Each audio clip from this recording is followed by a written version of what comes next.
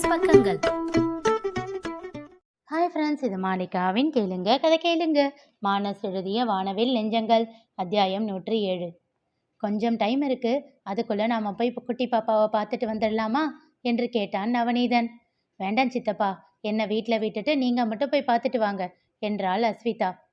ஏன் பாப்பா, உனக்கு குட்டி பாப்பாவை பார்க்கணும்னு தோணலையா? பார்க்கணும்னு ஆசையாக தான் இருக்கு. ஆனால் நான் உங்க கூட வரமாட்டேன். அப்பா கூட, அம்மா கூட, இல்லை பெரியப்பா கூட போய் பார்த்துட்டு வரேன். புரியாமல் அவளை பார்த்தான் நவநீதன். ஏண்டா செல்லம் அப்படி சொல்ற? குட்டி பாப்பாவை பார்த்தா நீங்க என்ன கண்டுக்கவே மாட்டீங்க, என் கூட பேச மாட்டீங்க, என்ன கொஞ்ச மாட்டீங்க, அதனால வேண்டாம். வாடிய முகத்தோடு கூறிய அவளை பார்த்து திகைத்து நின்று விட்டான் நவநீதன். அச்சோ கடவுளே, இப்படித்தான் நான் நடந்துகிட்டு இருந்தேனா? இத்தனை நாளா இந்த குழந்தையோட மனசை கஷ்டப்படுத்திட்டேனா? தன்னைத்தானே திட்டிக் கொண்டான். இதைத்தான் நந்து அண்ணன் சொல்ல முயன்றாரா? நான் ஏன் இப்படி யோசிக்காமல் நடந்து கொள்கிறேன்? எப்பொழுதும் எல்லா விஷயத்திலும் இதுபோல் முட்டாள்தனமாக செய்து விடுகிறேன். தன்னைத்தானே நிந்தித்து கொண்டவன் இப்பொழுது என்ன செய்வது என்று யோசித்தான்.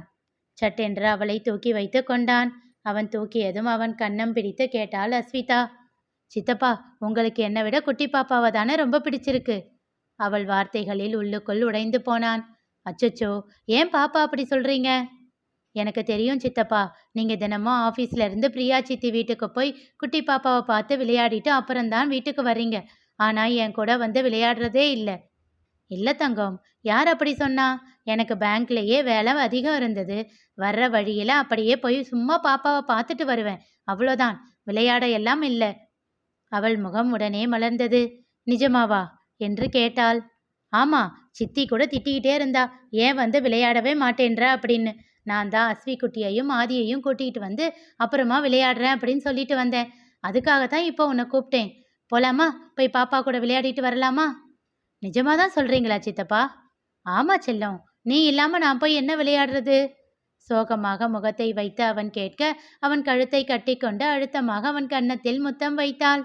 அவளை அப்படியே பைக்கில் அமர வைத்தவன், இரு, நான் பெரியம்மா கிட்ட ஃபோன் பண்ணி சொல்லிட்டு வரேன். இல்லைனா இவ்வளவு நேரம் என்ன பண்ணுறேன்னு பெரியம்மா திட்டுவாங்க என்றான். இல்லை இல்லை, பெரியம்மா திட்டமாட்டாங்க, அடிப்பாங்க என்றாள் அஸ்விதா சிரித்து கொண்டே. ஆமா ஆமா, யார் அப்புறம் அடி வாங்கிறது என்று பாவமாக முகத்தை வைத்து அவன் கூறியதும் இன்னும் அதிகமாக சிரித்தாள். அவன் சத்யாவை அழைத்து விவரம் உரைத்துவிட்டு பிரியாவிற்கு குறுஞ்செய்தி ஒன்று அனுப்பி வைத்தான். பிறகு அஸ்விதாவை அழைத்து கொண்டு பிரியா வீட்டிற்கு சென்றான். கதவை திறந்தவள் அவனை முறைத்தாள். அஸ்விதாவை கண்டு தூக்கி கொஞ்சினாள். செல்லக்குட்டி, இனிமே நீ சித்தப்பா கூட பேசாதடா. எத்தனை நாளாக உன்னை கூட்டிகிட்டு வர சொல்லிக்கிட்டே இருக்கேன் தெரியுமா? டைம் இல்லை அப்படின்னு அப்படியே வந்து எட்டி பார்த்துட்டு போறான் என்றவாறே அவளை தூக்கி கொண்டு உள்ளே சென்றாள். அப்போ சித்தப்பா வந்து இங்க பாப்பாவை கொஞ்சலையா? அவ கூட விளையாடலையா? இல்லடா, இப்ப கூட பாரு, உன்னை மட்டும்தான் கூட்டிகிட்டு வந்திருக்கான். ஆதிய காணோம். அண்ணா அப்புறம் நந்து சித்தப்பா கூட வரேன்னு சொன்னான். அப்படியா? அப்போ சரி, கையையும் காலையும் வாஷ் பண்ணிக்கிட்டு வந்து பாப்பா கிட்ட உட்காரு. நான் உனக்கு சாப்பிட்றதுக்கு ஸ்நாக்ஸ் எடுத்துக்கிட்டு வரேன் என்று அவளை இறக்கி விட்டு விட்டு சமையல் அறைக்கு சென்றாள். அவர்கள் பின்னாலேயே வந்த நவநீதன், வா வா, சீக்கிரம் போய் ஹேண்ட் வாஷ் பண்ணிட்டு வரலாம் என்று அவளை குளியல் அறைக்குள் தூக்கி சென்று கை கால்களை சுத்தப்படுத்தி விட்டு துண்டை வைத்து அதனை துடைத்து விட்டு கொண்டே குழந்தையின் அருகில் சென்று அமர்ந்தான். அவளை தன் மடியிலேயே வைத்து கொண்டு சிறிது நேரம் அவளிடம் பேசிக்கொண்டே குழந்தையிடம் விளையாடினான். அவளை மெத்தையில் அமர வைத்து விட்டு, இரு, நான் போய் சித்திக்கிட்ட இருந்து ஸ்நாக்ஸ் வாங்கிட்டு வரேன் என்று சொல்லிவிட்டு பிரியாவை தேடி சென்றான். பிரியா, பேசாதடா, உனக்கு தானா புரிஞ்சுக்கிற அளவுக்கு சுய புத்தியே இல்லையா? பாவம் அந்த குழந்தை. நான் இங்க வந்து நீ பாப்பா கூட விளையாடுறது தப்புன்னு சொல்லலை. வீட்டுக்கு போய் அவ கூட டைம் ஸ்பெண்ட் பண்ணியிருக்கணுமா இல்லையா? இல்லடி, வீட்டுக்கு லேட்டாக போகிறதுனால எனக்குன்னு அலாட் பண்ண வேலையை பார்க்கவே எனக்கு சரியாக இருந்தது. அதனால் நான் அதை பற்றி யோசிக்கவே இல்லை. இப்போதான் புரியுது. ஏன் தான் நீ இப்படி இருக்கியோ? சரி விடு பிரியா, இனிமேல் பார்த்து நடந்துக்கிறேன். அவ கேட்டது எனக்கே கஷ்டமாக போயிடுச்சு. நல்ல வேலை, நந்து அண்ணன் தான் இதை பற்றி கண்டுபிடிச்சு சொன்னார். இல்லைனா இன்னும் எத்தனை நாள் அவளை ஹர்ட் பண்ணிகிட்டே இருந்திருப்பேனோ தெரியல. அது மட்டும் இல்லை நவநீதா, நீ இப்படியே விட்டிருந்தா அது அவள் தங்கச்சி மேலே அவளுக்கு வெறுப்பு வர காரணமாகி இருக்கும். ஆமாம் பிரியா, புரியுது, தப்புதான். போடா, கொஞ்சமாச்சும் புரிஞ்சு நடந்துக்கோ. இப்போ மட்டும் இல்லை, அடுத்து உனக்கு கல்யாணமாகி குழந்தை வரும். கிரிக்கு குழந்தை பிறக்கும். எல்லா குழந்தைங்களையும் எப்படி ஹேண்டில் பண்ணணும்னு பார்த்து நடந்துக்கோ. யாரையும் கஷ்டப்படுத்திடக்கூடாது இல்லை? சரிடி என்றவன் அவள் கையில் இருந்த தட்டை வாங்கி கொண்டு அறைக்குள் சென்றான். அங்கோ குழந்தை அஸ்விதாவை பார்த்து சிரித்து கொண்டிருக்க, சித்தப்பா சித்தப்பா சீக்கிரம் வாங்க, பாப்பா என்னை பார்த்து சிரிக்கிறா என்றாள் கையை தட்டி சந்தோஷமாக. ஆமா, அவ அக்காவை பார்த்து அவ சிரிக்கிறா. அவளுக்கு அக்காவை ரொம்ப பிடிக்கும் இல்ல? நிஜமாவா சித்தி? பாப்பாவுக்கு என்ன ரொம்ப பிடிக்குமா? ஆமா, உன்னை ஆதி அண்ணாவை எல்லாரையும் ரொம்ப பிடிக்கும். அவள் முகம் பூவாய் மலர்ந்தது. அவ்வளவு சந்தோஷம் அவள் முகத்தில். அப்போ பாப்பாவை சீக்கிரமா நம்ம வீட்டுக்கு கூட்டிட்டு வந்துருங்க சித்தி. என் கூடவும் ஆதி அண்ணா கூடவும் அவ விளையாடணும் இல்ல? ஓகே ஓகே, சீக்கிரமா கூட்டிட்டு வந்துடுறேன், சரியா? ஆமா, பாப்பாவுக்கு பேர் என்ன? தெரியலையே, இன்னும் பேர் வைக்கலையே. அஸ்விதா குட்டியே பேர் செலக்ட் பண்ணி சொல்றீங்களா? வேகமாக தலையாட்டினாள் அஸ்விதா. குட்டிமா, ஆதி அண்ணா கிட்டேயும் போய் சொல்லி 2 பேரும் சேர்ந்து பேர் செலக்ட் பண்ணுங்க, சரியா?